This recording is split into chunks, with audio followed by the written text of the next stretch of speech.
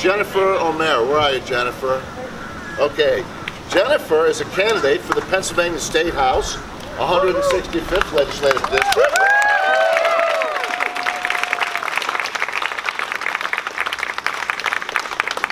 As a young girl, Jennifer lost her father to gun suicide. She was raised by a single working-class mother with younger brothers. Her mother is a disabled worker who relies on Medicaid. Her fiancé is a two-time Purple Heart recipient and a disabled veteran. She's here to tell us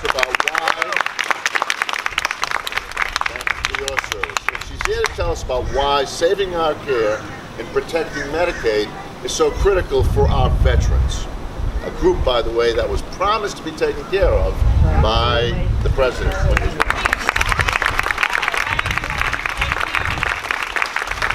try and make sure I'm loud so you can hear me. So 2 years ago, I met my fiance. As we just mentioned, he served 2 tours of duty in Afghanistan, serving in the 101st Airborne. He has 2 Purple Hearts from wounds he received fighting for our freedom. When we met, Brad wasn't using any care at the VA. When I pushed and asked why, he told me it was because he was discouraged by the complicated application process. And for a veteran like Brad, who has sustained 7 severe brain traumas, which resulted in a memory loss, a lengthy administrative process is daunting, sometimes impossible. And many veterans don't have help or guidance required to navigate this grueling application process, which they must do in order to receive health care. It wasn't until I spent 2 years working on his disability pension that he was able to receive full benefits and coverage at the VA. There's a common misconception that all of our veterans use the VA for the health coverage. This is not true. Many veterans don't even qualify to use the VA for a variety of reasons. In 2014, only 40% of veterans in the United States were enrolled at the VA. That left 60% of veterans to rely on some other form of care.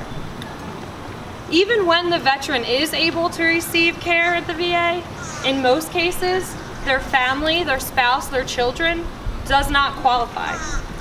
For a disabled veteran who is unable to work, this leaves the family with few options. Many veterans have to rely on supplemental care or supplemental forms of care for their family. Approximately 1.7 million veterans, nearly 1 in 10, rely on Medicaid as a source of their coverage. These veterans are at risk to have their coverage weakened. Nationally, 340,000 veterans rely on the coverage that was provided by the expansion Medicaid program in the Affordable Care Act. They are at risk to lose their health care altogether. In Pennsylvania, we have 82,000 veterans who relied on Medicaid in 2015. As the expansion program grows, that number rises. With that at risk, we have our veterans here in Pennsylvania at risk to have their care weakened or eliminated altogether. Our veterans have made great sacrifices for our country. For many of them, and I can tell you personally, I know, their lives are forever altered by their experiences. And many of our veterans are suffering silently and alone. We must not accept this new health care as our bill as our status quo. Our veterans don't deserve to be crippled by stress and fear about how they are going to afford care for themselves or their family members.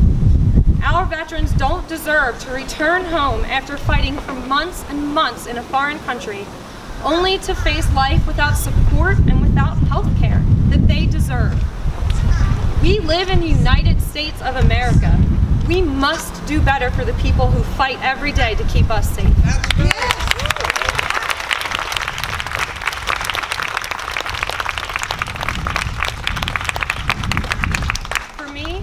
This issue extends beyond politics. It extends beyond healthcare. This is about our civic responsibility to our armed forces. Our veterans deserve health care. Our veterans deserve equal opportunity. And most of all, our veterans deserve a peace of mind. Thank you.